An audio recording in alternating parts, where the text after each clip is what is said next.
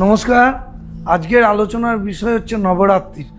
5 তারিখে অন্নপূর্ণা পুজো, যেটাকে বলা হয় বাসন্তী পুজো, সেইখানে কিন্তু আমাদের সমস্ত গ্রহদোষ কাটানো হচ্ছে।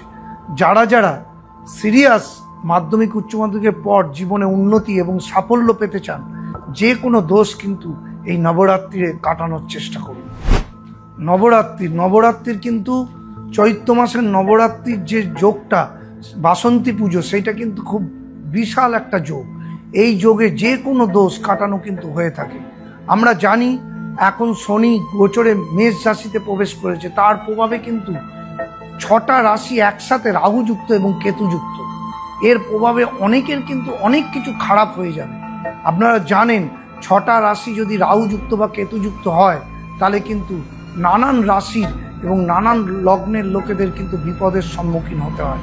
তাই যারা সঠিকভাবে প্রতিবিধান করে জীবনে এগোবেন, তাদের কিন্তু সাফল্য আসবে।